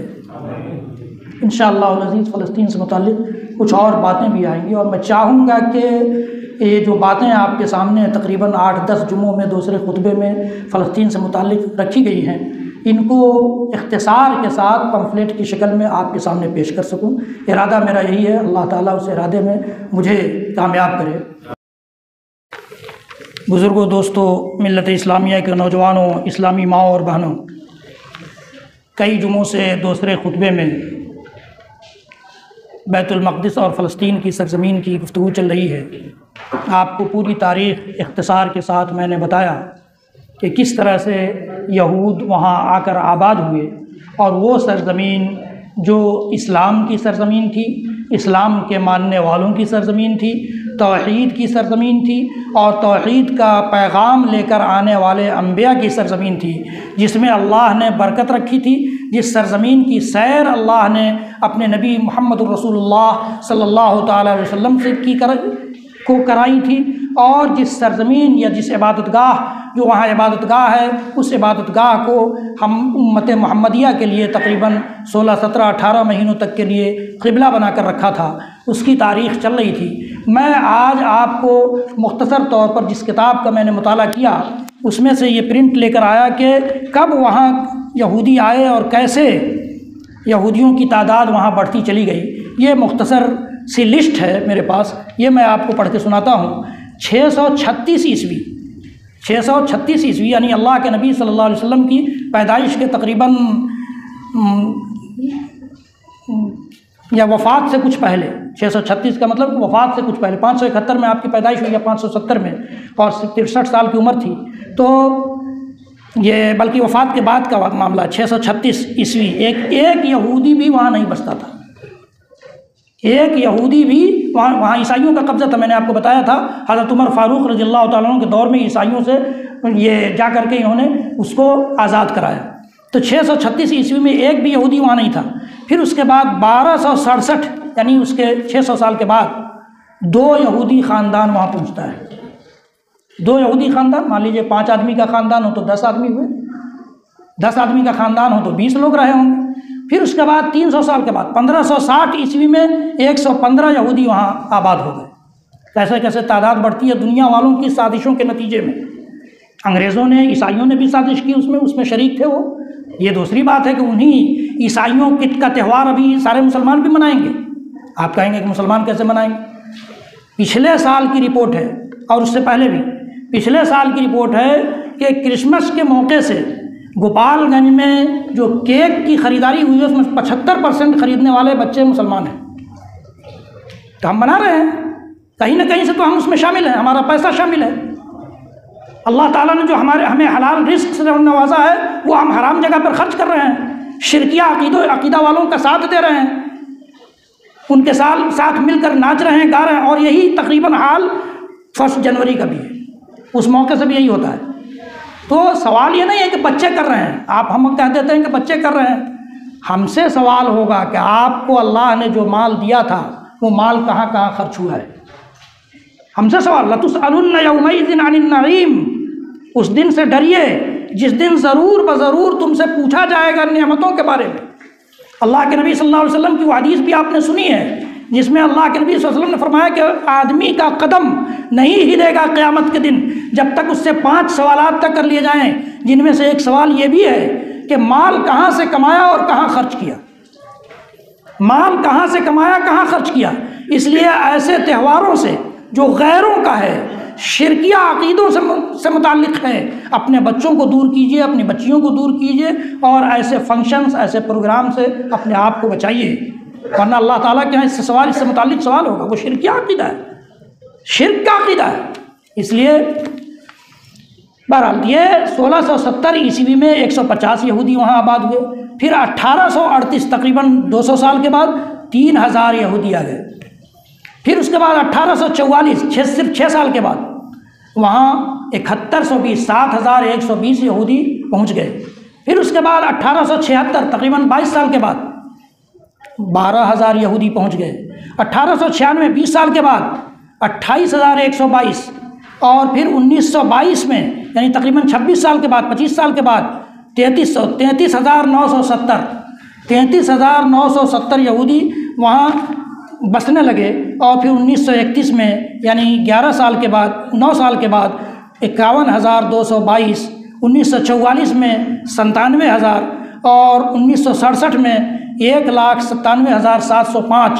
یہ سب آپ تاریخ میں پہلے سن چکے ہیں، جو اختصار کے ساتھ تاریخ آپ کے سامنے بیان کی گئی ہے یہ صرف اس کا خلاصہ ہے۔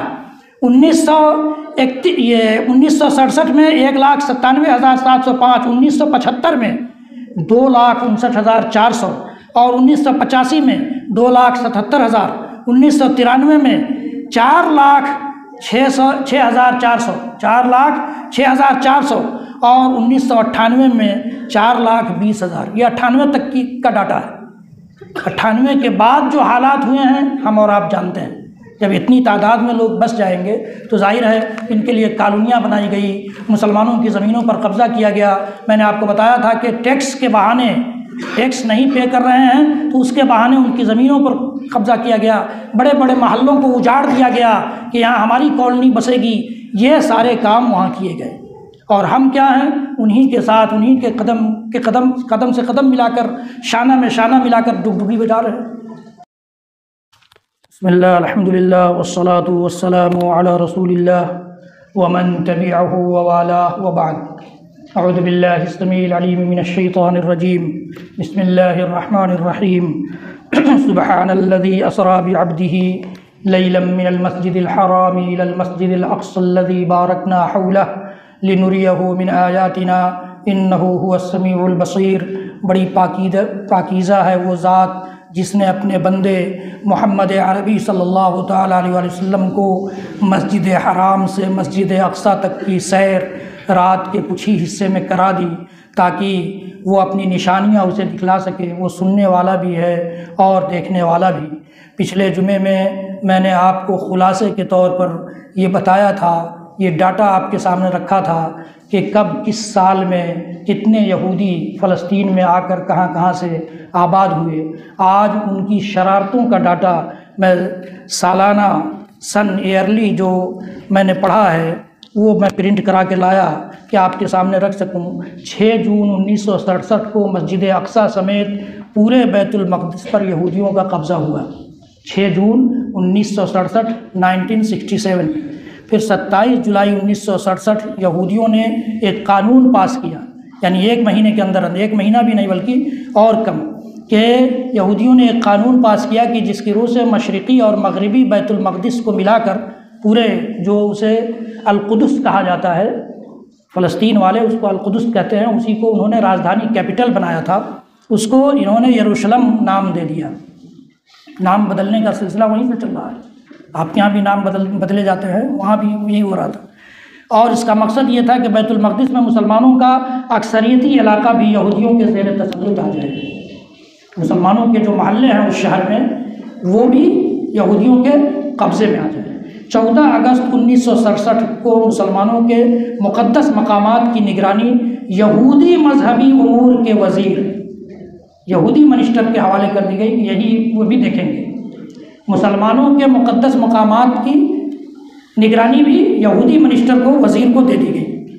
اس کے بعد 15 اگست کو ایک انتہا پسند یہودی لیڈر، نہایت ہی انتہا پسند، شلومو غورین، اس اسلحہ لہراتے ہوئے مسجد اقصیٰ میں داخل ہوا اور اس نے وہاں کے سارے مقدس مقامات جو مسجد کے ہوتے ہیں، ممبر ہے، مصلی ہے، سب کی توہین کی، سب کی توہین کی اس نے۔ 21 اگست ان کی شرارتوں پر غور کیجئے کہ اللہ تعالیٰ نے ان پر ایسے ہی غضب نازل نہیں کیا ہے۔ یہ مغضوب علیہم جو ہم لوگ سورہ فاتحہ میں پڑھتے ہیں، مغضوب علیہم یہی قوم ہے، یہود۔ اور انشاءاللہ العزیز میرے مطالعے میں ایک کتاب ہے صفات الیہود فی الکتاب والسنہ، عربی زبان میں یہ کتاب لکھی گئی ہے۔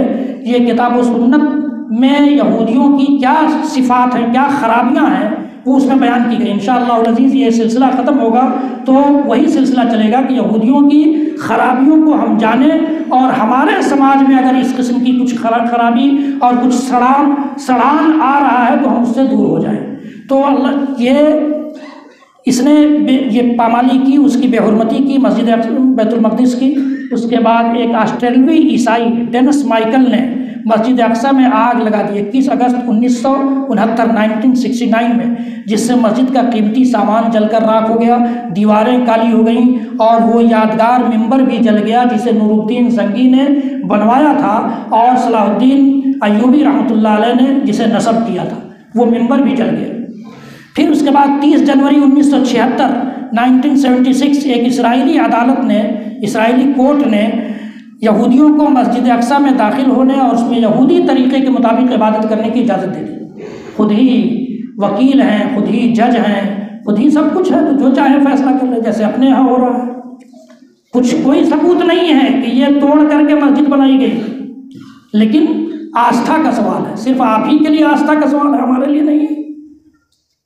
فیصلہ آپ کے حق میں ہو گیا، تو ایسی عدالتیں جب ہوں گی دنیا میں تو اللہ تعالیٰ کی عدالت کا دروازہ کھٹکھٹانا ہوگا، لیکن ہم لوگ اللہ کی عدالت سے بھی دور ہیں اور دنیا کی عدالتوں کا جو حال ہے وہ دیکھ رہے ہیں۔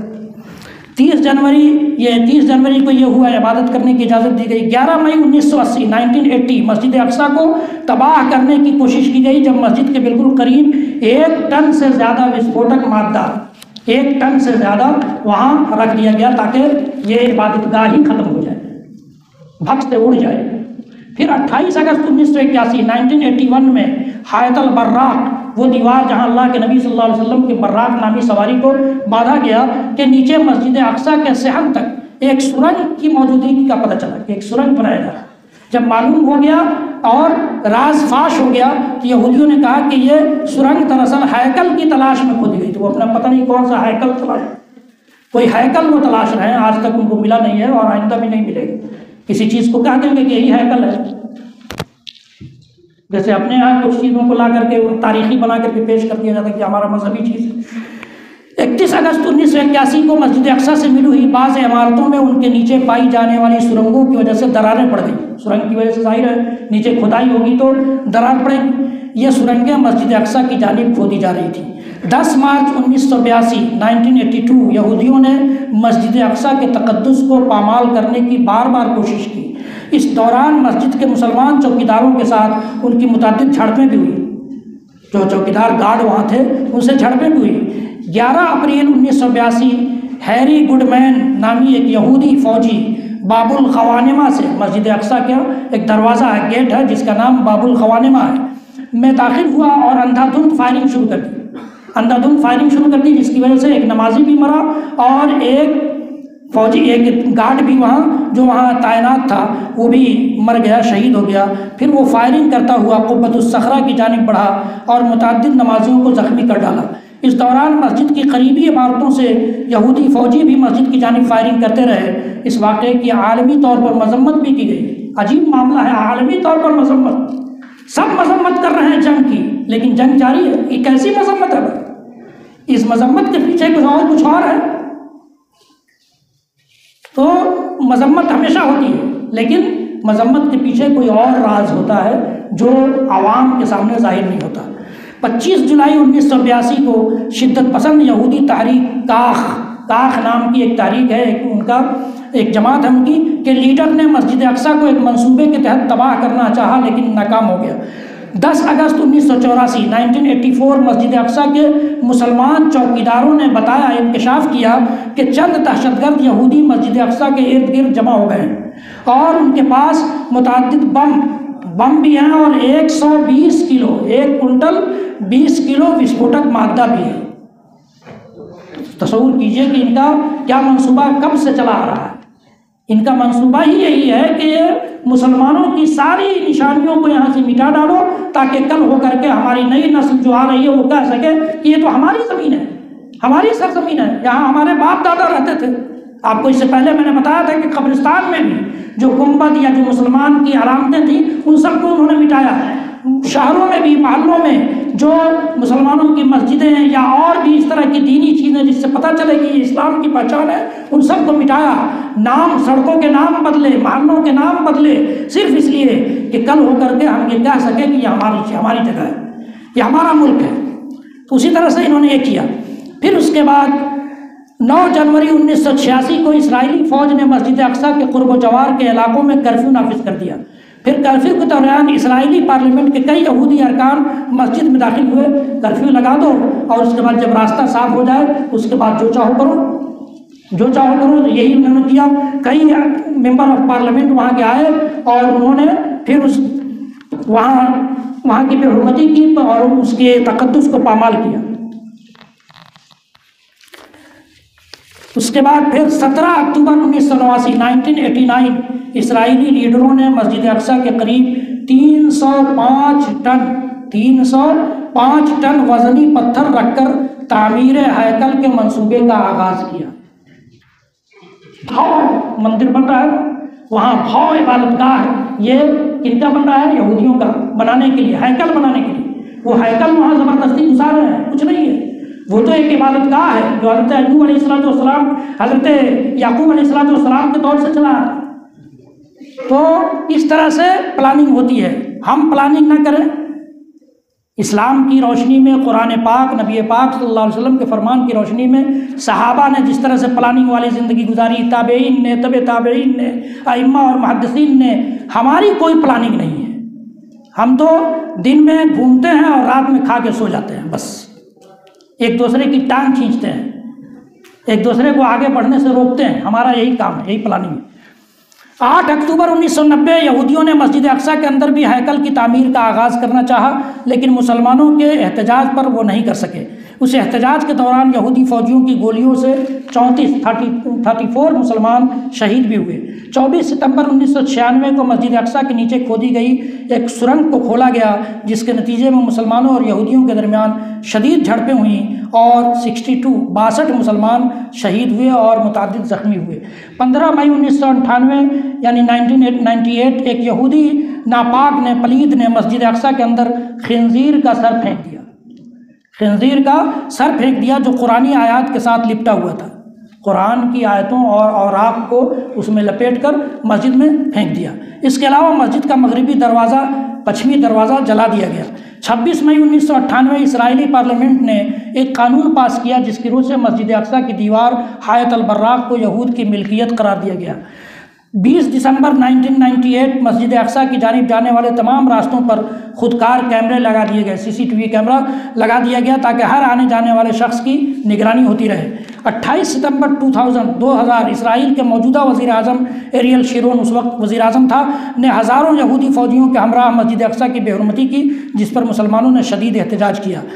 اور 29 ستمبر 2000 نماز جمعہ کے بعد ایک روز پہلے ہونے والی مسجد اقصیٰ کی بے حرمتی کے خلاف ہزاروں مسلمانوں نے مظاہرہ کیا اور اس پر اسرائیلی فوج نے گولی چلائی، جس کے نتیجے میں کئی مسلمان شہید اور کئی زخمی ہوئے، اور تب سے اب تک یہ احتجاجات جاری ہیں جنہیں انتفاضۃ الاقصیٰ کا نام دیا گیا ہے، یعنی مسجد اقصیٰ کے نام پر چلائی جانے والی تحریک۔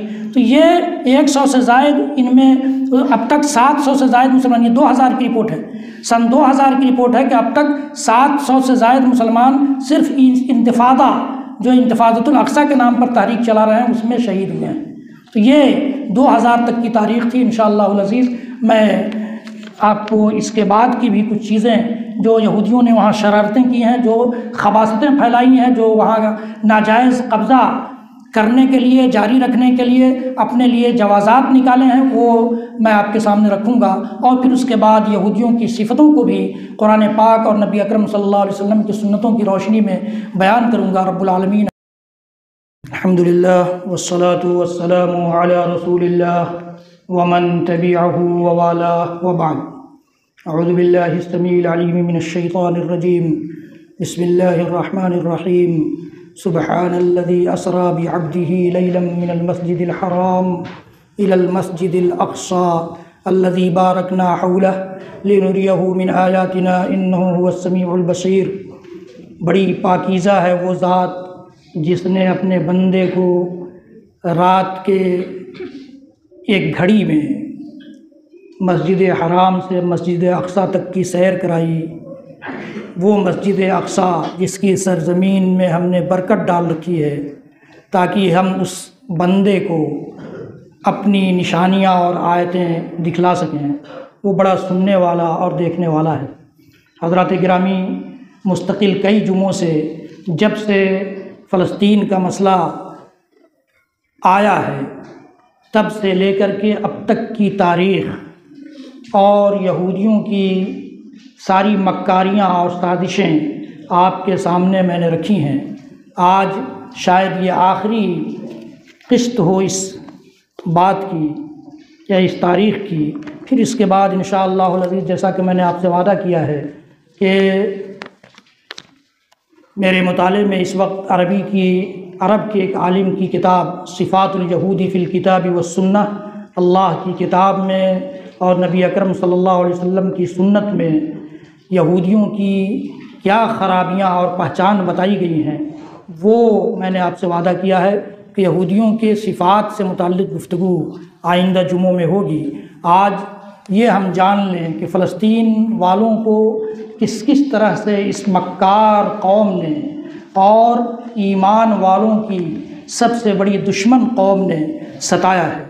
چنانچہ آج کے اس آخری قسط کا پہلا نقطہ جو میں نے نوٹ کیا ہے، اسرائیل کے وجود کے 73 برس گزرے۔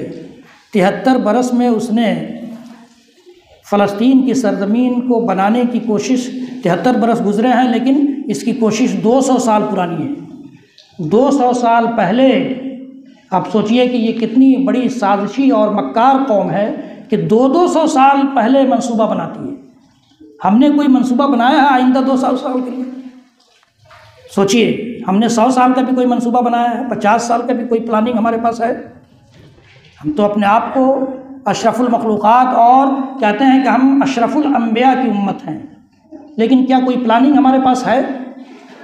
سب سے پہلے فرانسیسی ڈکٹیٹر تھا ایک، نیپولین بوناپارٹ نے 1799 میں یہ نظریہ پیش کیا تھا، اب تو 200 سال سے بھی زیادہ ہو گیا۔ 1799 میں یہ فکر اور یہ نظریہ پیش کیا تھا کہ یہودیوں کو بسانے کے لیے کوئی جگہ دنیا میں اختیار کی جائے، اور وہ شاید سب سے کمزور جگہ جو ہے وہ یہ فلسطین ہے، سب سے آسان وہی ہے۔ فوج کے اسرائیلی ریاست کے باضابطہ قیام سے پہلے ہی، باضابطہ جب اس کا اعلان ہوا اس سے پہلے ہی اسرائیلی فوج نے مغربی اور برطانوی فوج کے تعاون سے مدد سے فلسطینیوں کے 220 گاؤں پر حملہ کر کے وہاں سے 4.5 لاکھ فلسطینیوں کو نکال باہر کیا۔ 220 گاؤں پر حملہ کر کے وہ خالی کرا لیا، اور پھر وہاں پر انہوں نے اپنے یہودی بستیوں کو بسایا، کالونیوں کو بسایا۔ یہ معصوم فلسطینی بچوں اور خواتین کو قتل کیا۔ 9 اپریل 1948 کو 110 فلسطینی افراد کو باضابطہ ذبح کیا اس قوم نے۔ ہم بڑی آسانی سے سوچے جہاں ہو رہا ہے وہاں ہو رہا ہے، دن رات گانے گاتے بجاتے ہیں، جشن مناتے ہیں، سب کچھ کرتے ہیں۔ وہاں مجھے یاد ہے، میں نے یہاں ذکر بھی کیا ہے کہ وہاں لڑائی چھڑی تھی، غزہ پر حملے ہو رہے تھے، اور یہاں کے مسلمان درگا پوجا کا میلہ گھوم رہے تھے۔ حقیقت ہے یا نہیں؟ پٹاخے چھوڑ رہے تھے یہاں دیوالی کے۔ میں نے اس وقت بھی کہا تھا اور اب بھی کہہ رہا ہوں، کب جاگیں گے ہم؟ اللہ کے رسول صلی اللہ علیہ وسلم نے تو دنیا کے سارے مسلمانوں کو ایک جسم کی مانند قرار دیا۔ آپ تصور کیجئے کہ ایک جسم میں کہیں درد ہو تو آپ کو اچھا لگے گا کہ آپ جشن منائیں، پٹاخے چھوڑیں، دیوالی منائیں، دوسروں کے جشن میں شامل ہوں، شریک ہوں؟ یہ 110 فلسطینیوں کو ذبح کیا اس قوم نے۔ اس کے بعد پھر الجزیرہ جو دنیا کا بہت مشہور یہ چینل ہے، اس کی رپورٹ کے مطابق اسرائیلی ریاست کے قیام کے فوراً بعد 7.5 لاکھ فلسطینیوں کو اپنے آبائی سرزمین، اپنے باپ دادا کی سرزمین چھوڑ کر قریبی ممالک مصر، اردن، عراق، لبنان، شام جانا پڑا، اور 1.5 لاکھ فلسطینی جو وہاں رہ گئے آج بھی سیکنڈ کلاس کی شہری کی حیثیت سے زندگی گزار رہے ہیں، سیکنڈ کلاس کے شہری اور سٹیزن کی حیثیت سے زندگی گزار رہے ہیں۔ پھر فلسطینی اسرائیلی ریاست میں رہ گئے۔ جی الجزیرہ کی رپورٹ کے مطابق ایک اور رپورٹ ہے کہ اسرائیل کی جانب سے فلسطین پر قبضہ کیے جانے کے ابتدائی 2 سال میں یہودی فوج نے 70 قتل عام کیے، 70 قتل عام، جس میں تقریباً 18,000 فلسطینیوں کو قتل کیا۔ اس کے بعد پھر ورس میڈیا، ایک میڈیا ہے، کی رپورٹ کے مطابق 2000 سے 2014 تک، سن 2000 سے لے کر 2014 تک فلسطینیوں پر کیے جانے والے حملوں میں 7,000 سے زائد افراد جاں بحق ہوئے، جبکہ اسرائیلیوں کی تعداد صرف 1100 تھی۔ وہ 1100 مرے، آپ کو انہوں نے 7,000 آپ کے افراد کو قتل کیا۔ اقوام متحدہ کی رپورٹ کے مطابق، یونائٹڈ نیشنز، کہ 2008 سے 2020 کے ختم ہونے تک 5,590 فلسطینی کو مارا گیا، جبکہ صرف 251 اسرائیلی ہلاک ہوئے، صرف 251۔ 7 سے 18 مئی 2021 کی بات ہے، 7 سے 18 مئی یعنی تقریباً 10-11 دن کے سے پہر تک 58 بچوں اور 34 خواتین سمیت 201 افراد کو قتل کیا گیا۔ ورس میڈیا کی ایک اور رپورٹ کے مطابق جو 2014 کی ہے، 24 موتوں میں سے 23 فلسطینی مرتے ہیں وہاں۔ 24 موتوں میں سے مرنے والے، یعنی 24 موت اگر ہوئی تو اس میں سے 23 موت مسلمانوں کی ہوگی، فلسطینیوں کی ہوگی۔ 2017 کی الجزیرہ رپورٹ کے مطابق غرب ارد یعنی مغربی پٹی، جو وہاں الضفۃ الغربیہ کے نام سے جانا جاتی ہے، میں 30 لاکھ کے قریب فلسطینی افراد گھروں کے بغیر زندگی گزارنے پر مجبور ہیں۔ 30 لاکھ افراد گھر نہیں ہے ان کے پاس، وہ زندگی گزار، ان کے گھروں کو گرا کر 100 سے زائد یہودی بستیاں بنا دی گئی۔ غزہ کی پٹی میں بھی 20 لاکھ، جو غزہ پر آج کل بھی حملہ ہو رہا ہے، 20 لاکھ کے قریب فلسطینی صہیونیوں کے ظلم و جبر کے تحت زندگی گزارنے پر مجبور ہیں۔ یہودیوں کے ظلم و جبر کے تحت 20 لاکھ، یہ پہلے کی رپورٹ ہے، اب جو اس وقت ہے وہ آپ جانتے ہیں۔ ہزاروں لوگ قتل کیے گئے ہیں، بچوں اور خواتین کی پرواہ نہیں کی گئی ہے، ہاسپٹلوں کی پرواہ نہیں کی گئی ہے، اور جو حالات ہیں اس سے واقف ہیں۔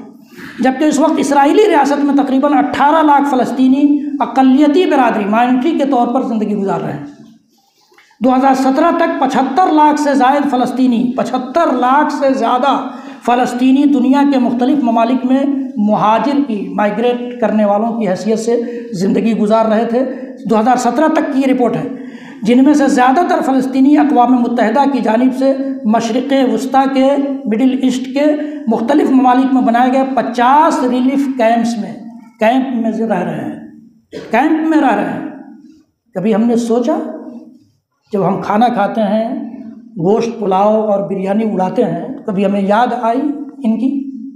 اللہ کے رسول نبی صلی اللہ علیہ وسلم نے فرمایا ہمارے لیے، آپ کے لیے، مثل المؤمنین فی توادہم وتراحمہم وتعاطفہم کمثل الجسد الواحد، کہ مومنوں کی مثال، سارے مسلمانوں کی مثال ایک جسم جیسی ہے، محبت میں، رحم و کرم میں، شفقت و مہربانی میں۔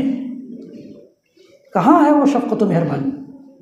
کہاں ہے وہ صحابہ کرام جو مکہ سے مدینہ آئے تو ایک سعد بن ربیع نے کہا کہ میرے پاس یہ 2 بیویاں ہیں، تم پسند کر لو، جس کو پسند کرو گے اسے میں طلاق دے دیتا ہوں، تم اس سے شادی کر لینا، اور میری یہ جائیداد ہے اس میں سے آدھا بانٹ کر لے جاؤ۔ ہمارے ہاں وہ فکرہ تو چھوڑ دیجیے، یہ فکرہ بھی نہیں ہے کہ انہوں نے جس عبد الرحمن بن عوف صحابی سے بات رہی، انہوں نے کہا کہ نہیں مجھے تمہارا مال نہیں چاہیے۔ یا ہمارے ہاں یہ جذبہ ہے کہ اگر کوئی بھائی زمین دے، جائیداد دے تو ہم کہہ دیں کہ نہیں ہم ہونی چاہیے۔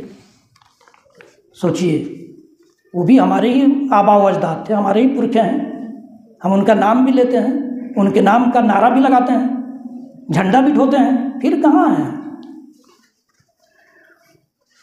50 ریلیف کیمپ میں یہ 75 لاکھ مسلمان زندگی گزار رہے ہیں فلسطین کے، آج بھی یہ ہیں، ایسا نہیں کہ نہیں ہے۔ اور گلف والے تو جانتے ہیں، جو لوگ گلف میں رہے ہیں وہ دیکھتے ہیں کہ وہ کس حالت میں زندگی گزار رہے ہیں۔ گزشتہ 73 برسوں میں 10 لاکھ فلسطینیوں کو گرفتار کیا گیا اور سزا دی گئی ہے، تقریباً 2.5 لاکھ افراد جاں بحق ہوئے ہیں، 1 لاکھ سے زیادہ کے گھروں کو ڈھا گیا، مسمار کیا گیا۔